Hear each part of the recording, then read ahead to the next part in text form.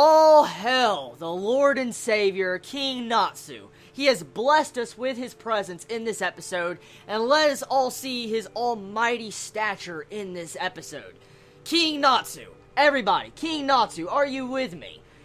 Okay, so, pretty much this episode, let's just be honest here, this episode was equivalent to the One Piece episodes after the end of an arc. For instance, you know how One Piece has those episodes right after the end of the arc with them drinking or eating, having fun, getting to talk with all the characters from that arc? That's pretty much what this episode was. So, in terms of plot, you didn't have much, but it was an enjoyable episode because you get to see all the characters we met in the Grand Magic Games, get to see conversations, get to see the personalities, get to see some nice, good comedy moments, and overall, the episode was just really freaking good. From a comedy standpoint to getting to see the characters interact. And so, these type of episodes in Fairy Tail I do enjoy, especially at the end of the arc, because you just get to see the characters intermingle.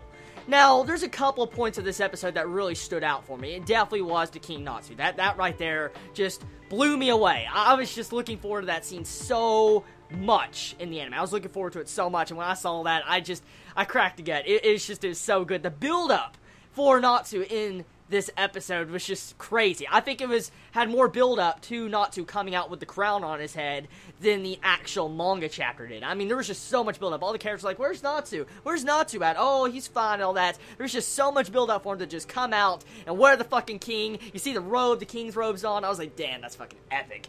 So, tell me, 10 out of 10, would you want, King Natsu to be your king? Let me know in the comments below.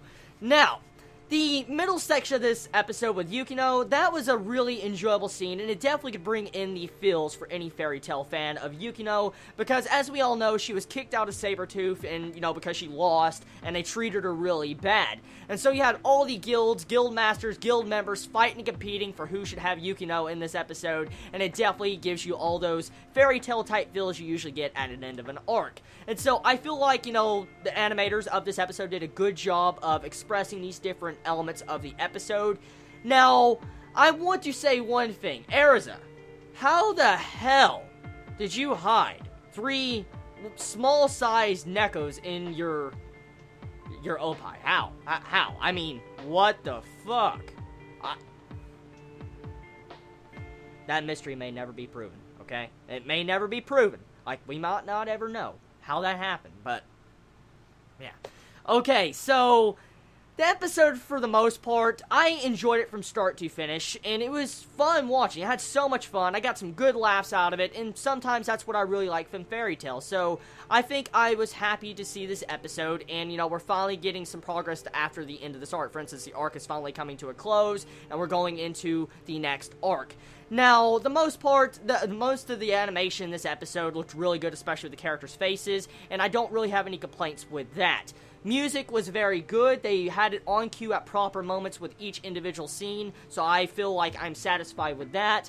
And so, not much complaints on my end. I enjoyed the episode. It was fun. It was a very fun episode, and it had everything I asked for and I expected out of this episode and more. A couple of filler scenes in this episode, but I feel like the filler scenes in this episode helped the quality of this episode. It overall helped, the quality, it balanced out this episode, and it actually made a bigger gap between the anime and manga. Because, the reason why Fairy Tail ended in the first place in the past was because the anime got too close to the manga. And so I'm glad, they're trying to add in filler this time around, a little bit of filler to, extend the length between, the anime and manga.